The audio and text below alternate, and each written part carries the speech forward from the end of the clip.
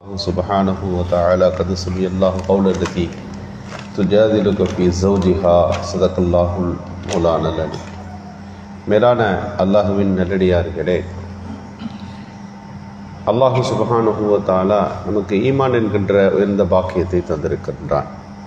நாம் பெற்றிருக்கக்கூடிய நிஅமத்துக்களிலேயே மிகச்சிறந்த ஒரு நிஅமத்து இருக்கிறது என்று சொன்னால் அது ஈமான் தான். இந்த உலகத்திலும் மறு உலகத்திலும் ஒரு மூமினுக்கு ஒரு நிரந்தரமான வெற்றியை தருவது ஈமான். பெருமானார் ஸல்லல்லாஹு அலைஹி வஸல்லம் அவர்கள் மக்காவில் இருந்தபோது 10 ஆண்டுகள் தொடர்ந்து ஈமானை பற்றித்தான் பேசினார்கள். ஈமான்னா என்ன? ஈமான் என்பதற்கு அரபியிலே ஆமன்து பில்லாஹ், அல்லாஹ் ஈமான் கொள்கிறேன், ஓ மலாயிகத்திஹி, அவன் மலக்குகளை நான் ஈமான் கொள்ளுகிறேன், ஒ குதுபிஹி, அவன் வேதங்களை நான் நம்புகின்றேன், ஓ ருசுலிஹி, அவன் தூதர்களை நான் ஏற்றுக்கொள்ளுகிறேன். முதல் 4 விஷயம் அதில் வருது. அல்லாஹுவை நாம் ஈமான் கொள்ள வேண்டும். எப்படி ஈமான் கொள்ள வேண்டும்? கமாஹுவ அஸ்மாஉஹு வ சிஃபாத்து, அல்லாஹ்வுடைய பேர் எப்படி இருக்குது? 99 பேர் இருக்கு அல்லாஹ்வுக்கு. 99 பேர்களின் பண்புகளை, அவனுடைய சிஃபத்துகளை முதல்ல தெரிந்து கொள்ள வேண்டும். அல்லாஹ்வுடைய வஹதானியத், ஒருவனாக எப்படி இருக்கிறான், ஏன் இருக்கிறான் என்ற அல்லாஹ்வுடைய விஷயங்களை புரிந்து கொள்வது. இரண்டாவதாக, நமக்கு அல்லாஹ் தஆலா சில செய்திகளை கொடுத்திருக்கிறான் என்றால் யார் மூலமாக கொடுத்தான்? மலக்குமார்கள் மூலமாகத்தான் அந்த செய்தி நமக்கு வந்தது. அல்லாஹ் நேரடியாக பேசலை. எனவே மலக்குகளை நம்பினாத்தான் நம்மிடம் வந்த செய்தியை நம்மால் உறுதிப்படுத்த முடியும். எனவே மலக்குமார்கள் இருக்கிறார்கள் என்று நம்ப வேண்டும். யாருக்கு கொண்டு வந்து அந்த செய்திகளை கொடுத்தான்? நேராக நம்மள்ட்ட எல்லாம் பேசினானா?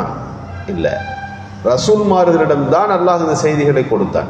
எனவே மலக்குகளுக்கு அடுத்து ரசூல்மார்களை நான் நம்ப வேண்டும்.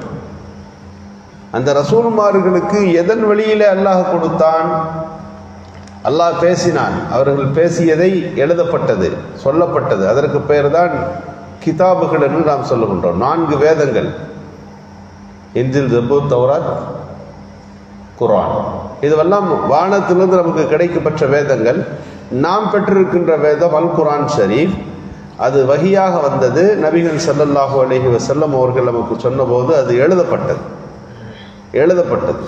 எனவே இந்த ஈமான்ல முதலாவது கட்டத்தில் இருக்கக்கூடிய இந்த 4 ஈமானுடைய மிக முக்கியமான விஷயங்கள். கதிரிஹி வ கைரிஹி வ ஷர்ரிஹி மினல்லாஹி தஆலா, அல் கதிரி கைரிஹி வ ஷர்ரிஹி மினல்லாஹி தஆலா, நன்மையும் தீமையும் எல்லாம் அல்லாஹ்விடமிருந்து தான் வருகிறது என்று நம்பிக்கை கொள்வது ஈமான்ல 5வது இடத்தில் இருக்கிறது. 6வது அல் பாஸ் பாதல் மௌத், மௌத்துக்கு பிறகு அல்லாஹ் எழுப்பி நம்மை கேள்வி கேட்பான். இந்த அடிப்படைகள் தான் ஈமானுடைய அடிப்படையான விஷயங்கள்.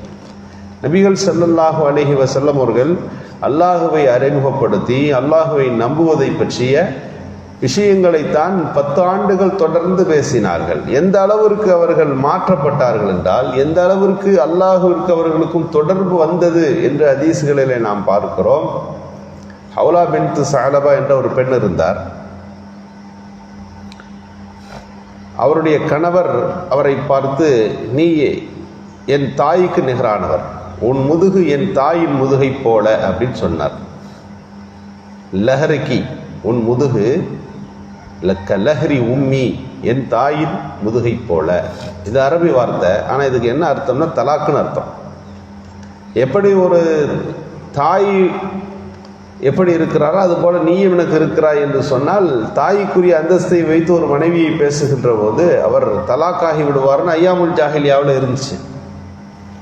இப்போ எல்லாரும் சொன்னாங்க, இது டைவர்ஸ் தான், இது முடிஞ்சிடுச்சு, உங்களுக்கும் உன் கணவருக்குமான தொடர்பு முடிந்து போனது அப்படின்னு சொல்லிட்டாங்க. எல்லாரும் சொல்லிட்டாரு. அப்போதுதான் குர்ஆன் இறங்கி கொண்டிருக்கிற நேரம். ஐயாமுல் ஜாஹிலியாவில் பல சட்டத்திட்டங்கள் இருந்தது, அதில் இதுவும் ஒன்று. நபிகள் பெருமானார் இடத்தில் அந்த பெண் வருகிறார், மஸ்ஜித் நபவிக்கு வருகிறார்.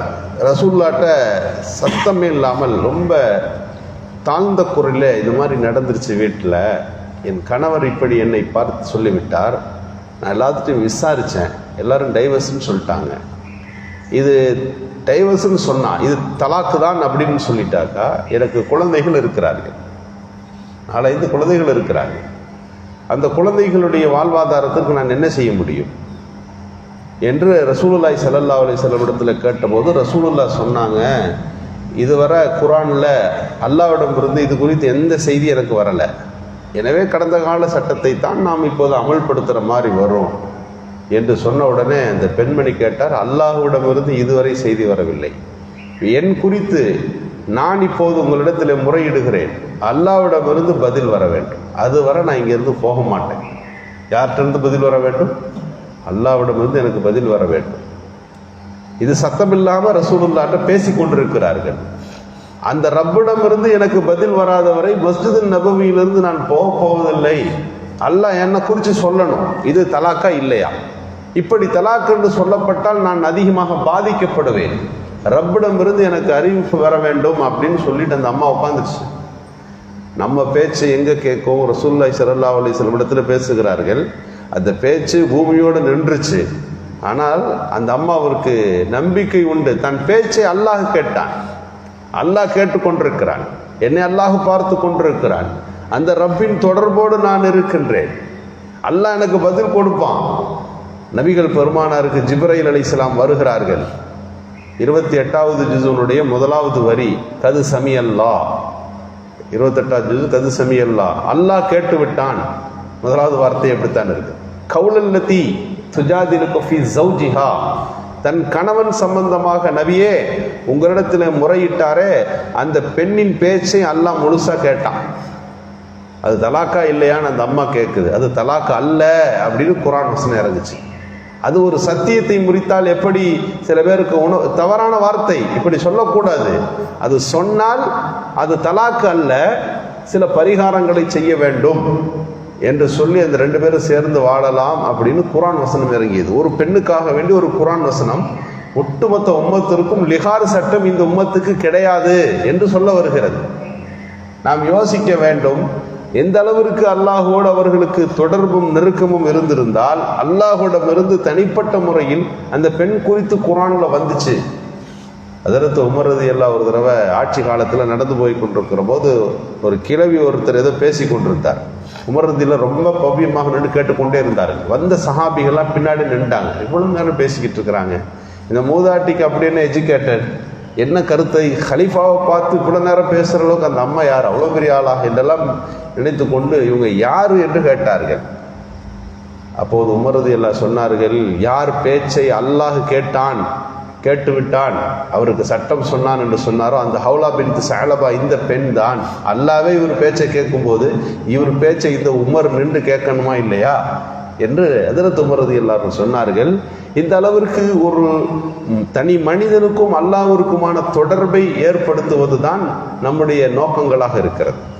எத்தனையோ செயல்பாடுகள், ஒரு மக்தபில் ஒரு மதரசாவில் கொண்டு வந்து ஒரு மாணவரை நாம் அமர்த்துகிறோம் என்றால் குர்ஆனோடு அங்கே தொடர்பை ஏற்படுத்துகின்றோம், பள்ளிவாசலோடு தொடர்பை ஏற்படுத்துகின்றோம், நாளை மறு உலக சிந்தனை என்ற குழந்தையின் உள்ளத்தில் பதிக்கின்றோம்.